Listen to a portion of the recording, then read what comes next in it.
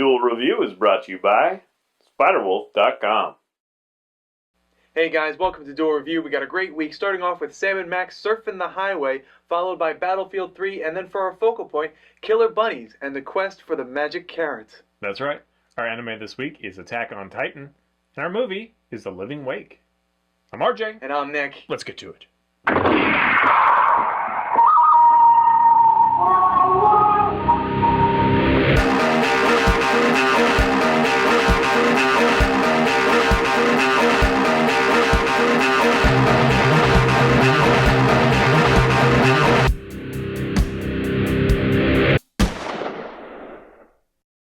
Hey everybody, today is August the 5th, and we're taking a look at Sam and Max, the comic. That's right, and we're going to take a look at Surfing the Highway, which is the collected volumes of Sam and Max.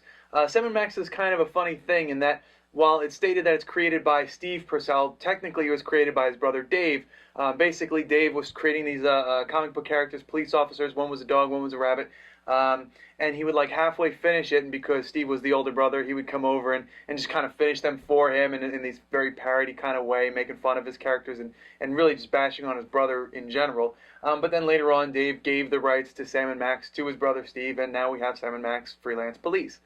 So basically the premise is you have this anthropomorphic dog and this more of a caricature of a rabbit named Max. So Sam and Max, Sam's the dog, Max is the rabbit. And they go on these really bizarre adventures. They the mayor calls them up, or they call up the mayor looking for work, and the mayor says, okay, well, there's problems in ancient Egypt, so they have to travel in their car to ancient Egypt, which doesn't make any sense because there's time difference, but they also go to the moon at one point, so some really weird stuff happens. And then they have to foil it. And now I think the first couple and I might be getting this wrong, but I know that some of the adventures, they don't even really do anything other than, Max bites someone, but they don't really do anything, and the situation kind of works itself out without them even needing to do anything. So it's kind of odd that way. I like this comic mostly because of the comedy and I guess the buddiness of the two characters, Sam and Max, and the fact that they just out there, just completely crazy. Weird stuff happens all the time. You don't quite get it. Like one of the running gags is Max, who is the rabbit, doesn't wear any clothes, but he pulls out his pistol from somewhere, and they joke about it. Hey, where'd you get that pistol from? Where do you keep that? And Max is like, I don't want to answer that. So that's pretty much Sam and Max in a nutshell. What did you think? Well, there definitely is some cleverness to it. In a lot of ways, it feels like it's like a 5-year-old's imagination kind of thing. Like right. you get kind of that playfulness that doesn't really make sense, but yada yada. The jokes are, they can be clever at times, but they're fairly simple. Overall, I don't really have an affinity for it. I don't really care about it too much. The 3 toes on the dog fucking drive me nuts. Really? Yeah, it's just crazy. Like 3 toes, really? I mean, the rabbit has 3 toes too. But, most of the cartoon characters have 4 fingers. I know, but not 3 toes. That's just insane. But anyway, I appreciated that it does break the fourth wall, and there's a lot to appreciate about it. I just don't, none of the stories are really that cohesive. They're not that long.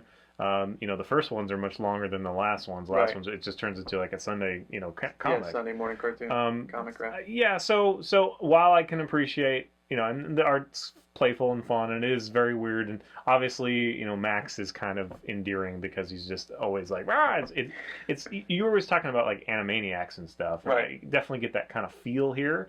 But I think Animaniacs is much more sophisticated. Absolutely. Although there are a lot of facts in Sam and Max. I'm interested to see how you defend this, because to me it's kind of like, yeah, well, okay, it was like, nice try, guys, but I wouldn't recommend it, honestly. Really? Not Wow. really. I mean, like, The Tick is far superior to me. It's much funnier. It is more, in depth and more cohesive, and even though it is still off the cuff and all that stuff.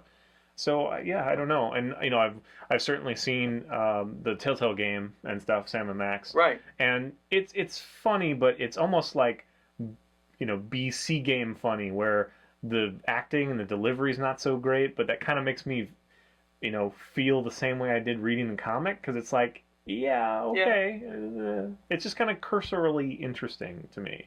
But I know you like it, so... I happen to love Sam and Max, and I think all the reasons that you don't like it, to me, what it feels like is a very campy comic book. You know, like the story's not cohesive. You know, because they didn't have enough time to figure it out. You know, the explanations for things don't make sense. There's a lot of plot holes. There's just running gags and sight gags and just silliness going on.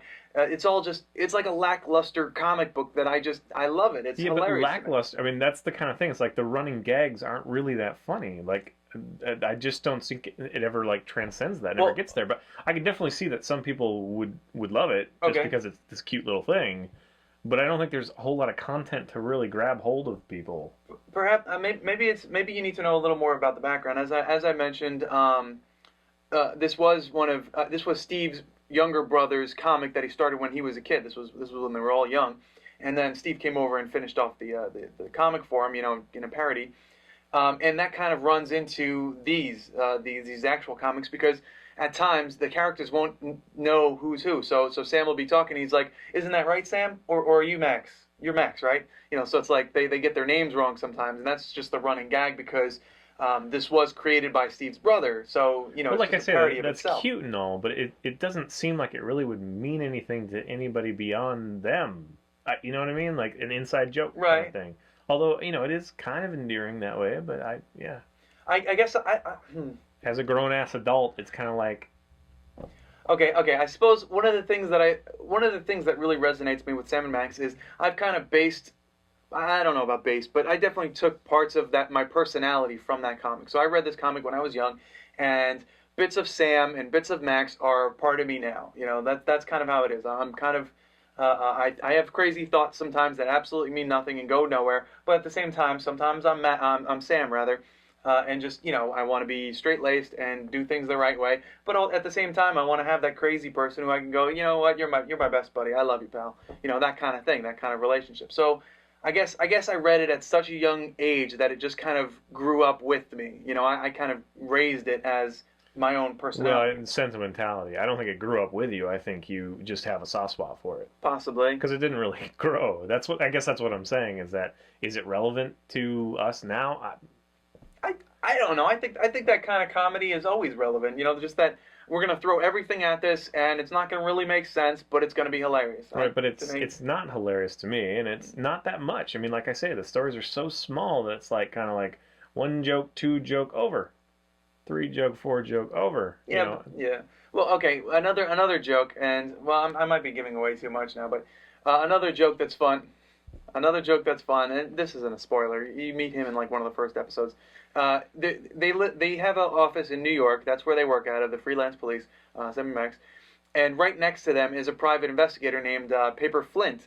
Now, his office or the surrounding area is always in a state of disarray because he is like one of those noir private eyes. He's always getting into fights in his office room. He's beating up people. He's shooting gangsters out of his door and throwing people out of the window. It's just always a mess. And just having that kind of, just that crazy neighbor, you know, that's always kind of, there's always something going on with the neighbor, Paper Flint, or Flint Paper. His name is Flint Paper. I don't know if I said that correctly last time.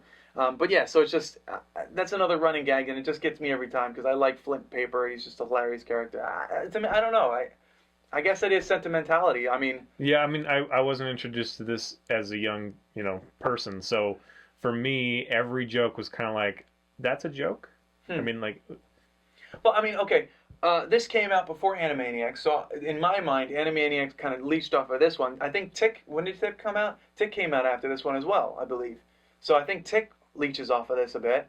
And I wouldn't go so far as to say Tank Girl, but I think there's some vibes in Tank Girl that, you know, unexplainable things happen and you just have to assume that this is kind of where it went. I don't know, to me this is just a base of comedy. You know, this is where it kind of started, in my opinion. Okay, well, it's good for you to share that then. Okay. Because if other people feel that way, that's great. I mean, you know, I don't really know what else to say. I'm not trying to bash it. No. I'm trying to defend it, but again, I am... No, I think you did a good job. Oh, thank you. I am afraid, now that you're saying, because I haven't thought about it, that it might just be my sentimentality because I love it so much. I'm not... You have a lot of that, but there's nothing wrong with that. Okay. You know, that's just what happens. It's just... Yeah, are we going to introduce new readers?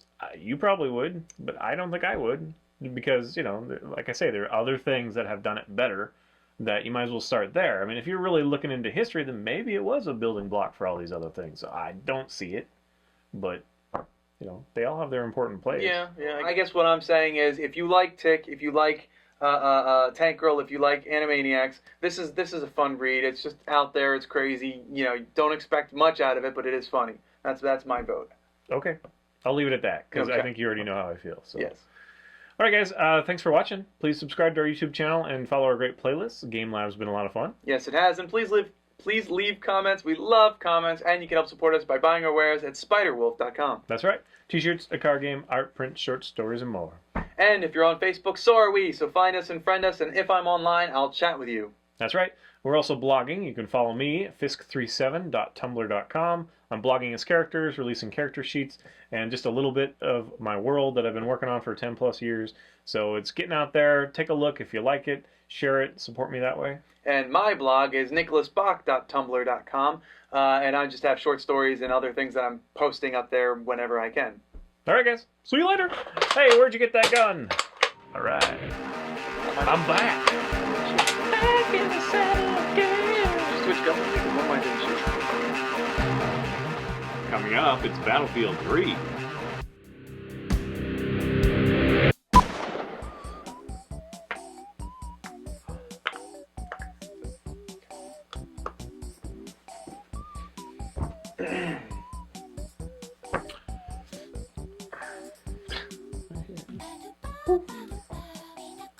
Can't help it. It's gonna be hell on green screen too.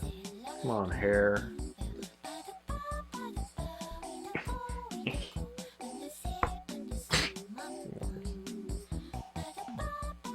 Seriously.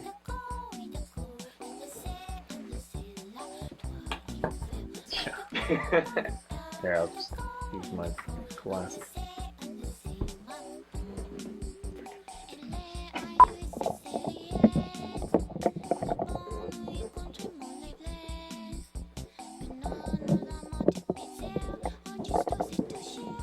Shh. I don't know if you can move it, but it's kind of out there. It wasn't always positioned there. What the hell? Right, it was closer, wasn't it? Is this thing forward? This thing's forward.